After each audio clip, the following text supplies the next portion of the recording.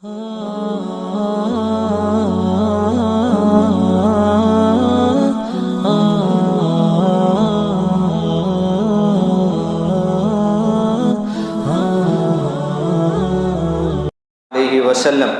وشر الأمور محدثاتها وكل محدثة بدعة وكل بدعة ضلالة وكل ضلالة في النار. فأعوذ بالله من الشيطان الرجيم. بسم الله الرحمن الرحيم. كنتم خير أمة أخرجت للناس تأمرون بالمعروف وتنهون عن المنكر وتؤمنون بالله. رب اشرح لي صدري ويسر لي أمري واحلل عقدة من لساني يفقهوا قولي. قابل احترام بزرگوں، خواتین اور عزیز نوجوان ساتھیوں، اللہ عز و جل جو رب العالمین ہے، اسی کے حکم سے کائنات کی ہر شے وجود میں آئی، اور اسی کا حکم ہوگا کہ کائنات کی ہر شے کا وجود ختم بھی ہو جائے گا. ہم سے پہلے کائنات میں کئی مخلوق جانوروں کی شکل میں، انسانوں کی شکل میں، بادشاہوں کی شکل میں، ظالموں کی شکل میں، فرعون کی شکل میں، نمرود کی شکل میں آئے، اور موجودہ دور میں بھی ایسے ظالم حکمراں زمین پر ہے، اور ہو سکتا ہے آنے والے زمانے میں بھی ظالم حکمراں زمین پر رہیں گے، لیکن ان کا آنا اللہ کے حکم سے اور ان کا نصف و نابود ہو جانا اللہ کے حکم سے. اس بات کو مسلمان اپنے سینے میں ڈال لیں کہ سب سے پہلی بات کہ زمانے میں اپنے آپ کو کمتر سمجھنا ہم چھوڑ دیں. بھول جائیں اس بات کو کہ ہم زمانے میں کمتر ہیں، بھول جائیں اس بات کو ہم کہ دوسری قوموں سے کمتر ہیں، اس لیے کہ اللہ عز و جل کہ نبی صلی اللہ علیہ وسلم پر جو قرآن مجید کی آیت نازل کی گئی ہے، اس میں ساری انسانیت کے سامنے ہمارے مرتبے کو اللہ عز و جل نے بیان کیا. دنیا کے لوگ آپ کو مائنورٹی بولیں گے، بھول جائیے اب مائنورٹی لفظ کہنا. دنیا کے لوگ آپ کو بچھڑے طبقے والے کہیں گے، بھول جائیے بچھڑے طبقے والے کہنا. دنیا کے لوگ آپ کو تعلیمی میدان میں کمزور سمجھیں گے، چھوڑ دیجیے اسے. اللہ نے ہمارے بارے میں کہا ہے کنتم خیر امۃ اخرجت للناس، ساری انسانیت کے لیے اب جو قیامت تک آئے گی تم ہو، اے محمد صلی اللہ علیہ وسلم کی امتی ہو، چاہے مرد ہو یا عورت. اخرجت للناس، سب کے لیے تمہیں اٹھایا گیا، اس لیے کہ تمہارا مرتبہ، تمہارا پوزیشن، تمہارا اسٹیٹس دنیا نہیں سمجھ سکتی، لیکن تمہارا مرتبہ، تمہارا پوزیشن اللہ کے قریب یہ ہے. وَتُؤْمِنُونَ بِاللَّهِ، تم وہ قوم ہو جس کو اللہ عز و جل نے اپنی ذات اور صفات کی پہچان دے دی ہے. تم وہ ہو جس کے ماتھے اللہ کے سامنے ٹکتے ہیں. تم وہ ہو جو اللہ کے سامنے رکوع کرتے ہو. تم وہ جو اللہ کے سامنے ہاتھ اٹھا کر دعا مانگتے ہو. تم وہ قوم نہیں جو مندروں میں گھنٹے مارنے والی ہے. تم وہ قوم نہیں جو چرچوں میں گھٹنے ٹیکنے والی ہے. تم وہ قوم نہیں جو قبروں سے مانگنے والی ہے. تم وہ قوم نہیں جو تلسی اور پہاڑ اور سورج اور چاند سے مانگنے والی ہے. خیر امۃ اخرجت للناس تأمرون بالمعروف وتنہون عن المنکر. کائنات میں کسی کو یہ اصول دے کر نہیں بھیجا گیا ہے، کسی کو یہ حق دے کر نہیں بھیجا گیا ہے کہ لوگوں میں خیر کی بات کہو، لوگوں کو برائی سے روکو. یہ خیر اور برائی سے روکنے کی تمیز تمہارے پاس ہے. یہ خیر سے دعوت دینا، برائی سے روکنے کی شریعت تمہارے پاس ہے. ہمارا مرتبہ کائنات میں اللہ عز و جل نے ہر مشرک سے اعلیٰ کر دیا ہے، اس لیے کہ کسی مشرک اور کسی مسلمان کا کبھی کسی میدان میں مقابلہ نہیں ہو سکتا.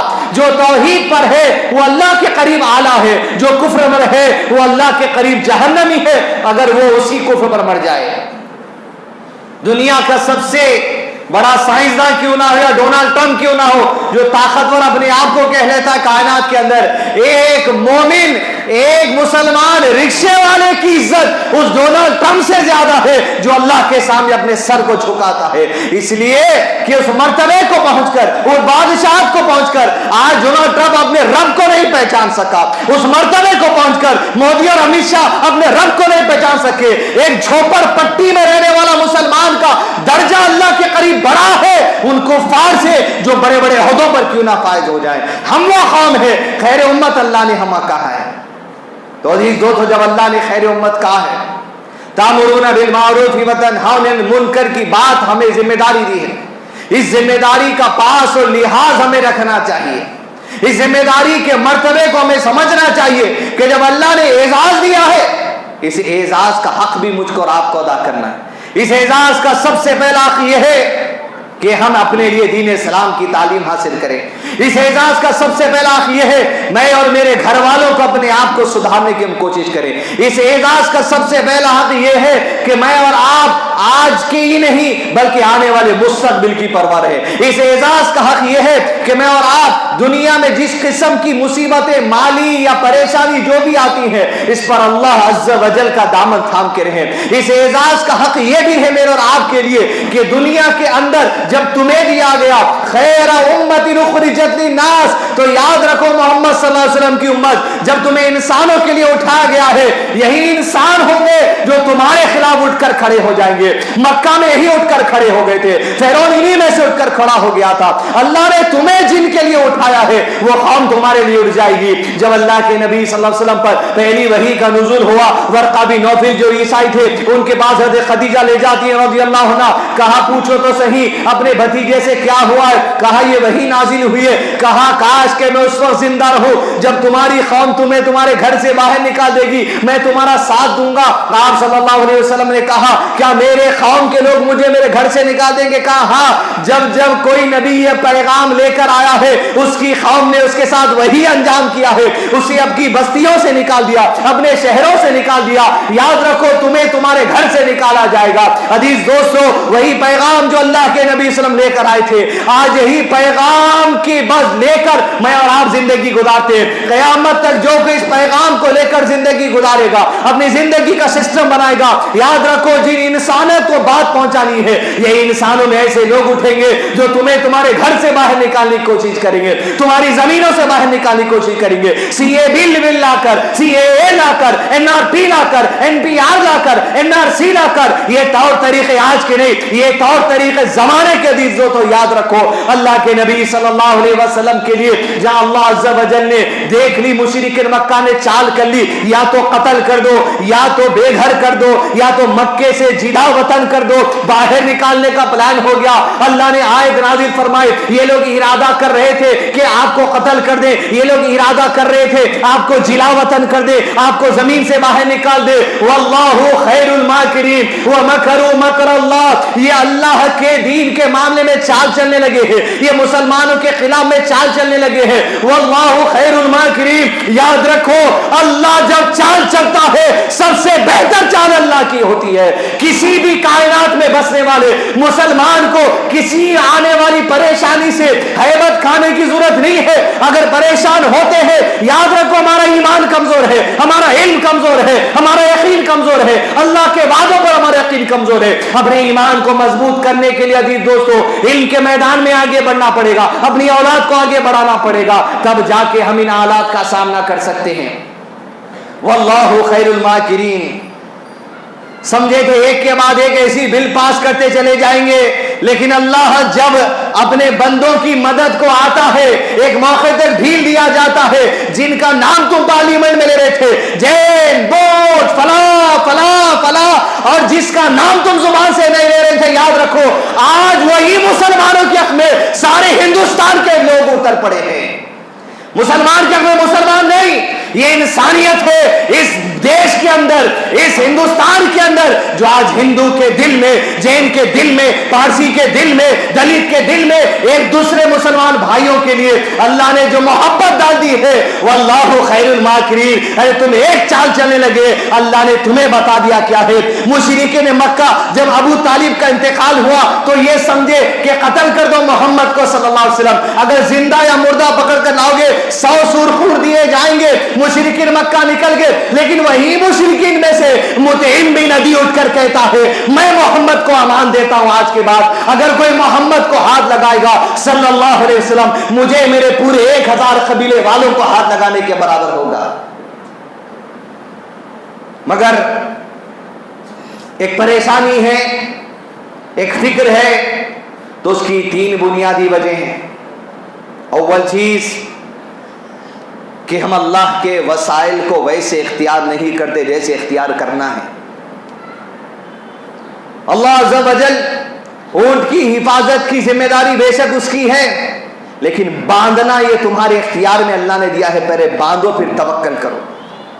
تمہیں بخار آ جائے گا، طبیعت ناساز ہوگی، تم بغیر دوا کھائے کہ یہ نہیں کیسے میں توکل اللہ کرتا ہوں، بلکہ اللہ پر توکل کا حق یہ بھی ہے کہ تم اللہ نے جو دواؤں کا نزول کیا وہ اختیار کرو اللہ کے جو وسائل میں سے۔ 13 سال مکے میں اللہ کے نبی صلی اللہ علیہ وسلم تھے، لیکن ابو طالب کو ایک ذریعہ بنا کر رکھا تھا مشرکین مکہ کے درمیان ڈھال بنانے کے لیے. آج وسائل ہم کو بنانا پڑے گا. NRC آتا, NPR آتا, سو بات کی بات ہے, 10 سال ایسے ہی نکل جائیں گے. لیکن عزیز دوستوں, کیا آپ کے پاس آدھار کارڈ ہے؟ کیا آپ کے پاس ڈیٹ آف برتھ سرٹیفکیٹ ہے؟ کیا آپ کے پاس پاسپورٹ ہے؟ کیا آپ کا نام صحیح لکھے ہوا ہے؟ کیا آپ کا ڈور نمبر صحیح لکھے ہوا ہے؟ یہ تو واجبی چیز ہے. NRC ہو نہ کو اپنے گھر رہنا ہی ہے. یہ وسائل سے غفلت برت رہی, اس لیے پریشان ہو رہی. اگر آپ کے پاس سب کچھ ٹھیک ہے تو پریشانی کی ضرورت کیا ہے بھائی؟ یہ ہے یار, رہ رہے رکھتا رکھ نہیں رکھتا رکھ. اللہ کی زمین بڑی ہے, ہجرت کر جائیں گے اللہ کی زمین پر جہاں اللہ چاہے. پہلے وسائل کو اختیار کریں. وسائل میں یہ بھی ہے کہ اپنے پاس جو یہاں پر غیر مسلم نان مسلم بھائی بہن رہتے ہیں, کم سے کم ان کو اپنے لیے ابو طالب جیسا تو بنا لو. اپنے اخلاق کے ذریعے, اپنے مینرز کے ذریعے, اپنے کیریکٹرز کے ذریعے, اپنے دین کی اچھائی ان کے سامنے پیش کر کر ان کے دل میں کیا اللہ محبت پیدا نہیں کر سکتا جب اس سچے دل سے کسی کو اسلام کی دعوت پیش کرنا چاہو, اسلام کا صحیح پیغام ان کے سامنے پیش کرنا چاہو. کیا اخلاق نہیں بتا سکتے ہم؟ وسائل میں آج ہم پیچھے ہیں. نہ ڈاکیومنٹیشن برابر ہے, نہ گھروں کے کاغذاں برابر ہیں. انہیں لیا تھا انہیں دے دیا, انہیں لیا تھا انہیں دے دیا, انہوں 4 انچ گھس گئے, انہوں 1 انچ فٹ گئے. بس اسی میں ہے. جب نیت خالص اللہ کے لیے کام ہوتا تو ہر چیز آدمی صحیح وسائل اختیار کرتا, ہر چیز کو اپڈیٹ رکھتا. لیکن نیتوں میں اگر کھوٹ ہے, جیسا چل رہا چلاؤ, یہاں کھونا تھا. عزیز دوستو, وسائل کو صحیح اختیار کریں. دوسری چیز اور تیسری چیز, قرآن مجید میں اللہ عز و جل نے یہ 2 چیزوں کا تذکرہ نبی صلی اللہ علیہ وسلم سے کیا ہے. یہ 2 چیزیں ایسی عزیز دوستو آج آپ بھول گئے, فکر نہیں ہے, توجہ نہیں ہے. سب سے بڑی پریشانی کی یہ 2 وجہ. مشرکین مکہ کا سامنا کرنے کے لیے اللہ نے اللہ کے نبی صلی اللہ علیہ وسلم کو 2 چیزیں دی تھی. کائنات کے سارے کفار کا سامنا کرنے کے لیے آپ صلی اللہ علیہ وسلم کو اللہ نے 2 نعمتوں کو یاد دلایا, ہم نے آپ کو دی. جہاں سورۃ الضحیٰ میں اللہ نے ارشاد فرمایا وَوَجَدَكَ ضَالًّا فَهَدَىٰ. اے اللہ کے نبی صلی اللہ علیہ وسلم, آپ ناواقف راہ تھے, آپ ایک ہدایت کی تلاش میں تھے, ہم نے آپ کو ہدایت عطا کر دی, قرآن عطا کر دیا, حکمت عطا کر دی, وحی متلو دے دی, وحی غیر متلو دے دی, قرآن دے دیا, سنت دے دی, حدیث دے دی. جب آپ کے پاس ہدایت آئی, آپ مشرکین کے راستے سے کٹ کر اپنے راستے پر جمع ہو گئے, کیونکہ آپ کے پاس ہدایت ہے. قرآن ہمارے پاس ہے, حدیث ہمارے پاس ہے, سنت ہمارے پاس ہے, علماء ہمارے پاس ہے, مدارس ہمارے پاس ہے, مساجد ہمارے پاس ہے. لیکن عزیز دوستو, نہ پڑھانے والا ہے نہ پڑھنے والے ہیں. یہ علم ہے جس سے آج میں اور آپ غفلت برت رہے. عزیز دوستو, اپنے لیے اور اپنے سے زیادہ آج جو مسجد میں آپ کے بعد 5, 6, 8, 10 سال کے بچے دیکھے بیٹھے میں, ان کی طرف نظر ڈالیے. اپنی ذات سے آپ دین حاصل کرنے میں اتنا غافل ہو گئے, یہ بچوں کو دین پہنچائیں گے. اور آنے والے, آج کا مت سوچئے, آنے والے 30 سال کا سوچئے. اگر NRC امپلیمنٹ بھی ہو گیا, کم سے کم 15 سال لگنے والی, یاد رکھے پورے ہندوستان میں NRC ہونے. لیکن کیا علم ہے جس کے وجہ سے آپ اور آپ کی اولاد, آپ کی نسل, آپ کی بیوی, آپ کے بچے آنے والے سامنا کر سکیں گے حالات کا, زمانے کا؟ علم نہیں ہے, پیدل ہے علم کے معاملے میں. ذرا سوچو دی دوستو, آج یہ ممبروں سے کھڑے ہو کر اگر بخاری شریف کی حدیث پڑھی جاتی ہے, مسلم شریف کی حدیث پڑھی جاتی ہے, قرآن مجید کی آیتیں پڑھی جاتی ہے, تو ہمارے جیسے غافل لوگ نہیں تھے ہمارے اسلاف. ہمارے بارے میں سوچا, 2019 کے بارے میں سوچا, 2020 کے بارے میں سوچا, 2015 کے بارے میں سوچا. عزیز دوستو, یہ زمانہ اسی وقت شروع ہو گیا جب اللہ کے نبی صلی اللہ علیہ وسلم دین اسلام کی دعوت و تبلیغ مکے میں شروع کیے. دیکھا کہ لوگوں پہ ظلم و ستم ہو رہا ہے, ہونے دو.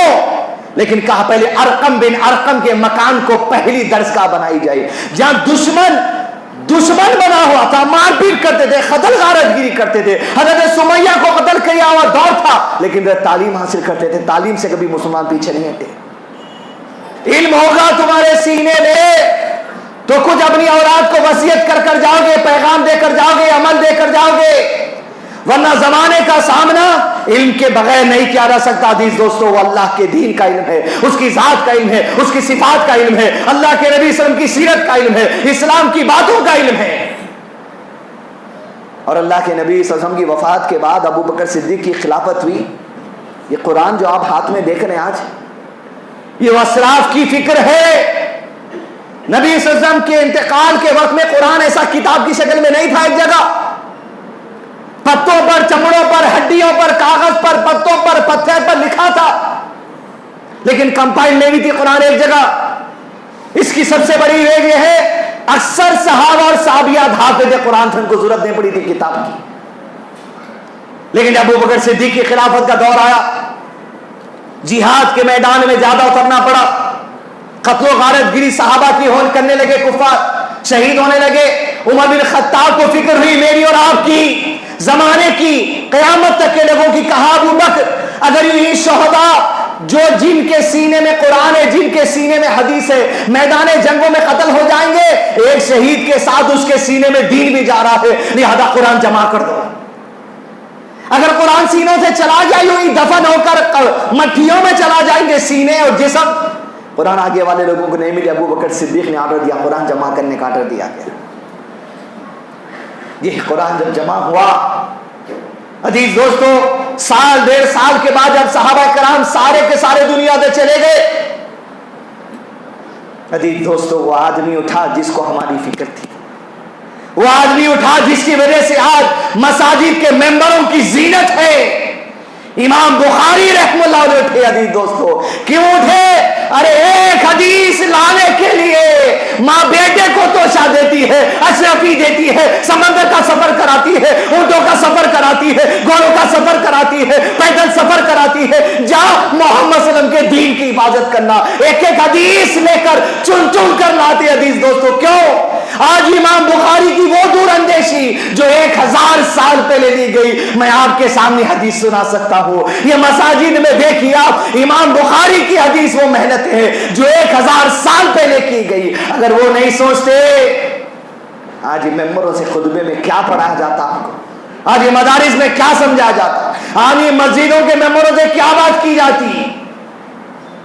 ایسی فکر آج مجھ کو آپ کو کرنے کی ضرورت ہے۔ آج NRC آیا، NPR آیا، گزرا ہوا، آسام میں ہوا، لیکن مسلمان کچھ تو ثابت قدم ہے۔ کیوں؟ کم سے کم تمہارا دین تمہارے دلوں میں تو نہیں، کم سے کم محرابوں میں تو، اور کچھ لوگ تو ایسے ہیں زمین پر جو اللہ کے دین کی بات تم تک پہنچائیں گے۔ وہ تازگی ہے، وہ برکت ہے اس دین کی عزیز دوستوں کہ آج ہم قائم ہیں، ورنہ یہ بھی نہ ہوتا اگر تو صفحے ہستی سے شاید قومیں مٹ جاتی۔ میرا عزیز دوستو تصور کر دیکھیے وہ دور اندیشی۔ آج دوسری اہم وجہ، اگر آپ کو زمانے کے حالات کا سامنا کرنا ہے، نبی صلی اللہ علیہ وسلم نے فرمایا میری امت کی عمر 60 سے 70 سال ہوگی۔ ہندو رہو مسلم رہو، سب 60 سے 70 میں ختم ہو جاتے اس جنریشن کے، بہت کم ہے جو 70 کے اوپر جاتے۔ عزیز دوستو اگر آج آپ کی عمر 30 ہے یا 40 ہے یا 50 ہے، آنے والے 30-40 سال میں شاید آپ چلے جائیں گے، لیکن آج آپ کے ساتھ جو آپ کا 10 سال کا 12 سال کا بچہ بیٹھا ہے، اگر اس کے دور میں اس طریقے کے اگر حالات آئیں گے، کون سا دین دے کر جا رہے ہیں، کون سی تعلیم دے کر جا رہے ہیں کہ سینے میں جب دین ہوگا جیسے حالات ہو جائے ہم اللہ کے دین پر قائم رہیں گے۔ کیا ہماری اولاد کو ہم یہ دے رہے ہیں؟ کیا آج ہماری اولاد کے لیے فکر ہے؟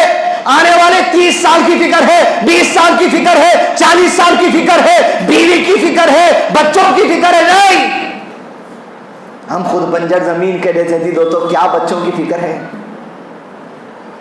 پھر جب اگر یہ حالات ہو جائے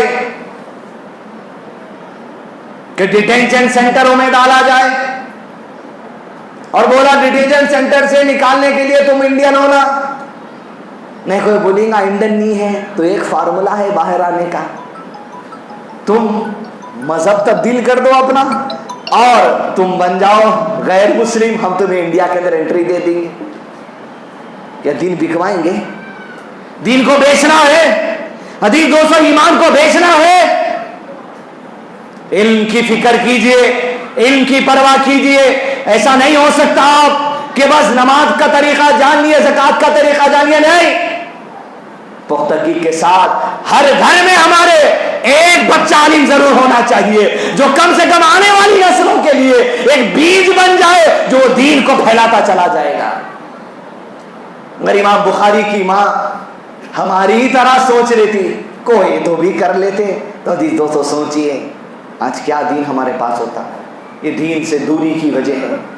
99 سال پہلے حیدرآباد میں آج 150 سے زائد اہل الحدیث مساجد ہیں، لیکن اکثر مسجد میں آپ کو جو عالم ملیں گے وہ عمری ٹائٹل نام سے ملیں گے. حدیث دوستو، موجودہ دور کی یہ بات آج سے 100 سال پہلے جامعہ دارالسلام عمر آباد میں ایک ایسے مدرسے کا قیام ہوا تھا. حدیث دوستو، وہ فکر کے ساتھ کاکا عمر کی، وہ فکر کے ساتھ کاکا سعید کی. حدیث دوستو، آج وہ 100 سال کی کھیتی ایسی پھیل گئی دنیا کے اندر کہ ہر مسجد میں اٹھا کر دیکھیے ایک عمری کا نام آئے گا. آج ہمارے اہل حدیث جماعت کے صدر آصف عمری ہے، حفظ اللہ، وہی مدرسے کی کھیتی ہے. ارشد بشیر عمری ہے، وہی مدرسے کی کھیتی ہے. عارف عمری مدنی ہے، وہی مدرسے کی کھیتی ہے.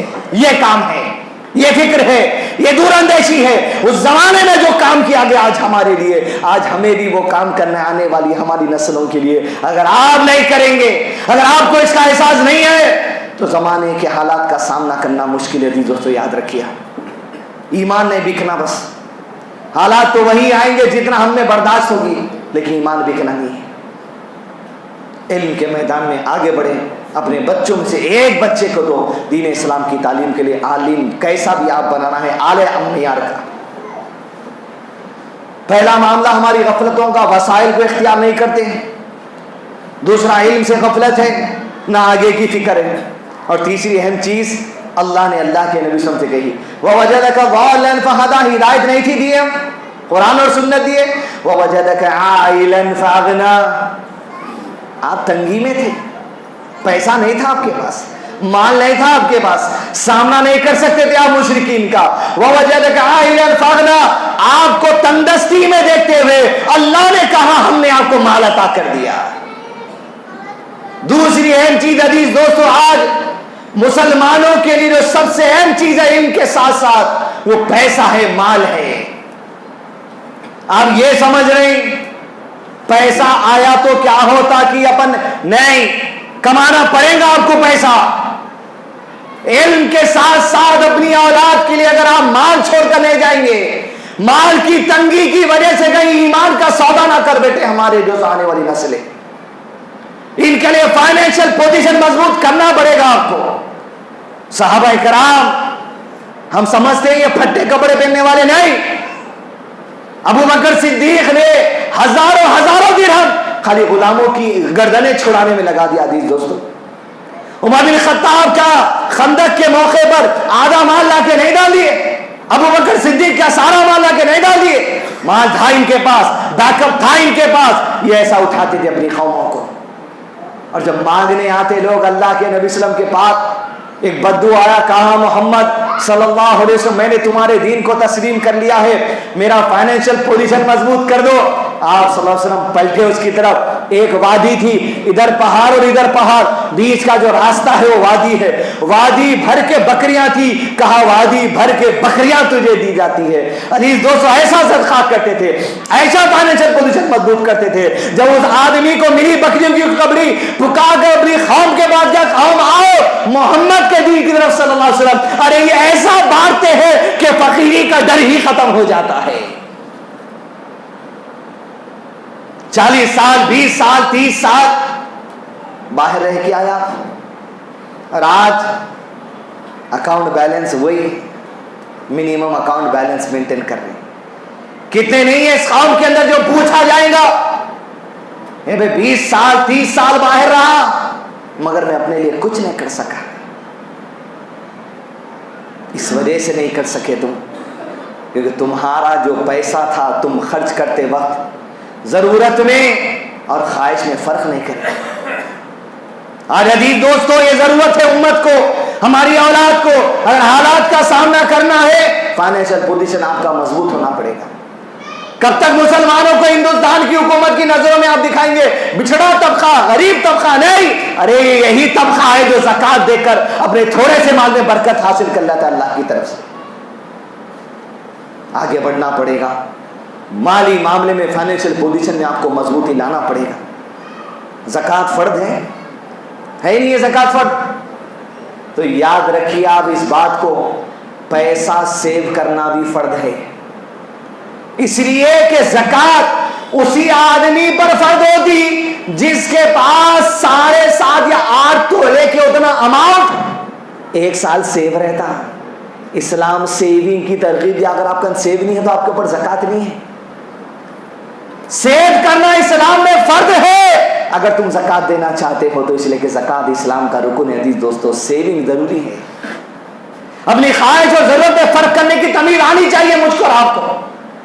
موبائل فون آج کی ضرورت ہے، لیکن آئی فون کا جو 160,000 کا فون ضرورت نہیں ہے، وہ خواہش ہے ہماری۔ اب لگا دیے پیسہ یہ سمجھ کے آ جائے، ارے ضرورت کا نہ روکے، روکو پیسے کو۔ آلات کل کے کیا تم نہیں جانتے؟ شادی کے اندر لوگوں کو دعوت دینے کے لیے رخہ چھپانا ضرورت ہے، لیکن 50,000 کے رخے چھپانا ضرورت نہیں، تمہاری خواہش ہے۔ ولیمہ لوگوں کو دینا دینی ضرورت ہے، لیکن 1200 آدمی کو کھانا کھلانا ہے تمہاری ضرورت نہیں، تمہاری خواہش ہے۔ آپ 1200 آدمی کو کھانا کھلا کے الزام کس پہ لگانے؟ اللہ پہ۔ ولیمہ تھا بھائی اسلام میں، بول سکتے ہیں؟ مجالے کسی کے منہ میں زبان ہے جو اس میں دم ہے اتنا، تم بولو کہ اسلام کی وجہ سے آج 1200 آدمی کو کھانا کھلانا پڑا؟ نہیں، اسلام یہ بوجھ ڈالا ہے نہیں۔ ارے نہ مٹن چکن کا بوجھ ہے تمہارے اوپر، حضرت عائشہ کا ولیمہ، بادو پڑوسیوں کے پاس سے جو کھانا آیا تھا تحفے میں وہ کھلا کے ولیمہ کرے۔ ماریا رضی اللہ کا ولیمہ کیا تھا؟ پنیر، کھجور، ڈرائی فروٹ، کیونکہ مال روکنا تھا جنگوں میں لگانے کے لیے۔ عزیز دوستو، مال روکنا تھا دینی تبلیغ کے لیے، مال روکنا تھا غریب صحابہ کو بانٹنے کے لیے، اور جب بانٹتے صحابہ پھر دوبارہ کوئی ہاتھ اٹھا کے مانگتا نہیں، ایسا بانٹ کے اٹھا دیتے۔ عمر بن خطاب کی خلافت، معاذ بن جبل رضی اللہ عنہ کو گورنر بنا دیا گیا یمن کا۔ آپ صلی اللہ علیہ وسلم کی وفات سے پہلے 8 ہجری میں یمن چلے گئے، اپنے ہاتھوں سے امامہ نبی صلی اللہ علیہ وسلم نے معاذ بن جبل کو بنا، یمن کی گورنرشپ سنبھال رہے۔ آپ صلی اللہ علیہ وسلم کی وفات ہوئی، ابو بکر صدیق کی 2.5 سال کی خلافت ہوئی، اس کے بعد عمر خطاب کی خلافت کی دور ہوا۔ خلیفہ بننے کے بعد 4 سال، عزیز دوستو 4 سال، جب 34 سال آیا تو جتنی زکات یمن میں کلیکٹ کرتے تھے، تھوڑی زکات کا حصہ مدینہ بھیج دیا۔